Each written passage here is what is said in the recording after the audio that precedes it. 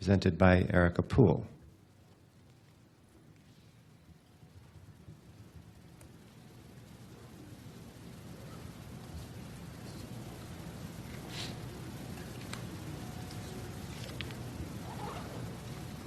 Mysterious, huh? Maybe it will come on. Well, while I'm getting this together, I know I'm the last thing between you and lunch. This work was done by a master's student who worked with me while I was at Penn State. Unfortunately, he could not be here today. He is a data analytics consultant in New York doing awesome things.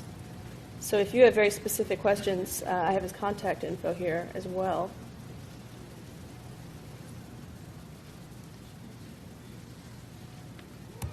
Joyful, isn't it? Okay. Well, I'll begin the beginning of the talk without the slides, because we can do that, right? We're going to talk about the other side of all those images that are posted on social media. And one's about food and exercise and health. How many of you have posted something about health on social media? Pretty good. Exercise, diet, running. How many of you had like a Fitbit or something posted on your behalf? Oh, there we go. Lovely. Okay, how many of you have been really annoyed by somebody else's posts? Oh, love it. That's exactly what we were looking at in this study. So Corbin just rocked the house with this, and I'll tell you a little bit more about what was his master's project. Also, I've left Penn State as well. If you have questions, I'm at a nonprofit that does everything and anything patient engagement, so would love to chat about that over lunch. So we did our little audience poll here. We know that some of you have posted about health. Many of you have been annoyed about posts about health. So why are there so many posts about health-related things on social media? Maybe we can take a step back and take a look at what it is, why health might even matter. Why might we be seeking support? If you look at chronic disease in the U.S., broad swath of chronic diseases, about half of all adults have at least one chronic health condition. There's a long list of chronic health conditions. You could probably name what the big players are. Now, if you split this list even further, about a quarter to a third, depending on who you ask, have two or more chronic health conditions. If you split that list even further, we go in the right direction. Just under half of that group has limitations of activities of daily living. These are people who have trouble getting up, moving around, going to the store. Their quality of life is not that great. And then we have this one guy here. If we look at healthcare expenditures, that one guy, if we assume all of the U.S. is 20 people, is costing about half. That's about half of all healthcare costs to that guy. So how do we prevent people from going down this path of having one chronic disease, two chronic diseases, or getting to the point where you're the guy who is a very heavy utilizer of healthcare? If you look across all these diseases, there are 4 common behavioral risk factors. They're probably no-brainers even if you're not an expert in this area. You got to eat well, don't drink too much, move around, and if you use tobacco, just stop doing that. If you do those 4 things, that's the 4 magic pieces that will help you stay well and be well. But let's say that maybe you want to improve on one of these. What do?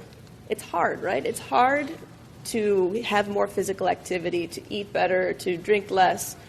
Tobacco cessation. If you're a smoker, you probably smoke, I believe you quit 6 times before you actually really quit. So we might look at social media as a place where people can get support for these endeavors in trying to change something about their health when they've chosen to make a change. And there's some reasons for this. Social media, it's cheap. You can talk about things as much as you want. You reach a broad base of people around you. And if you look at research on social support, if you believe you are being supported, that's just as good as if people doing the support actually are supporting you. There's great effects on health. You will live longer. You will be healthier if you have social support. Great research at CMU, by the way. If you're at CMU, you need to look up the Common Cold Project. Amazing work about the effects of social support on health.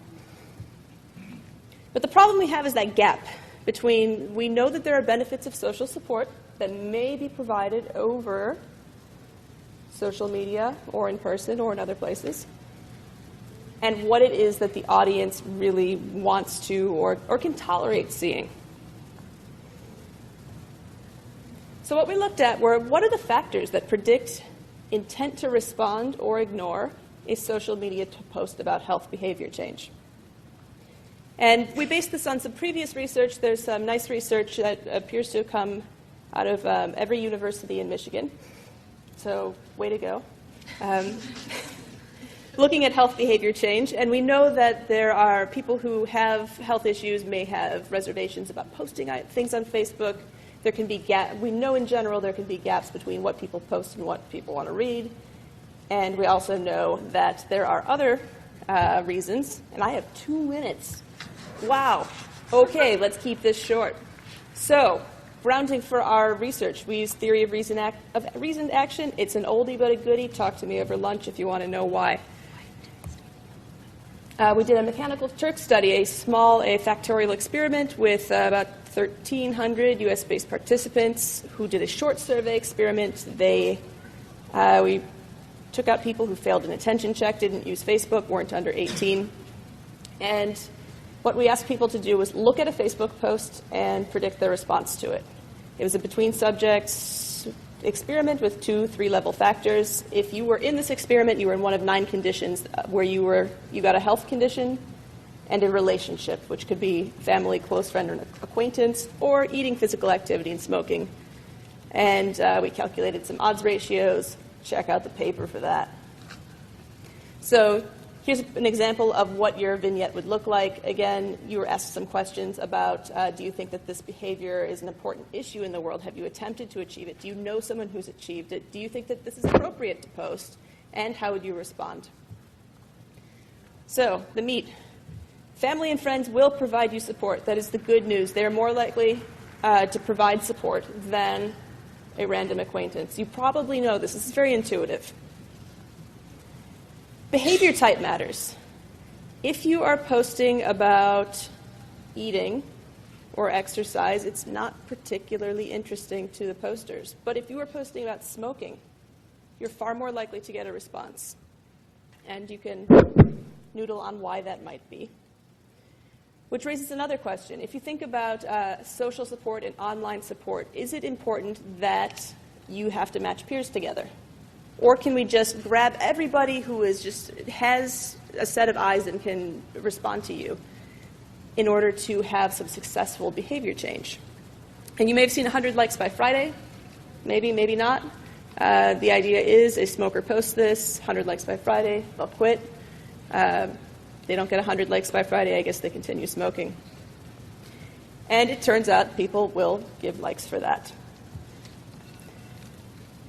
So, because we are so short on time and you need lunch, some open opportunities. I want to throw these at you. Do some research here. Number 1, we use Mechanical Turk. Participant diversity on Mechanical Turk is not that great. It's the new college freshman recruiting, right? If you increase participant diversity, do these still hold? Secondly, it's not clear how tightly linked the act of supporting on Facebook. We know people may be more likely to respond in certain conditions, but we don't know if the responses, how tightly they're linked with actual health behavior change outcomes. And finally, is support from all sources equal in effectiveness? Is it more meaningful? It may be that your family and friends are more likely to give you support, but is that support as meaningful as support from, say, a fellow smoker? We don't know that. So go do that research, please.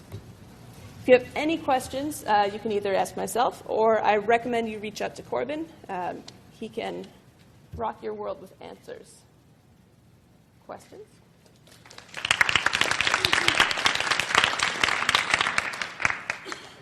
We'll take one. Cool. Hi, Erika from University of Washington. I work on smoking cessation using technology. Smoking cessation requires a lot of support, and there's both positive and negative social support in terms of friends and family. So did you guys look at the content of the kind of, did you ask the people what kind of support they were providing? We just asked about the channel that they would use, whether it would be a like, comment, share, private message, phone call, in persons, but not the actual content of the message. Yeah, okay, because they need kind of like medication for it and other kinds of support, so what kind of support? Okay, thanks. Sure.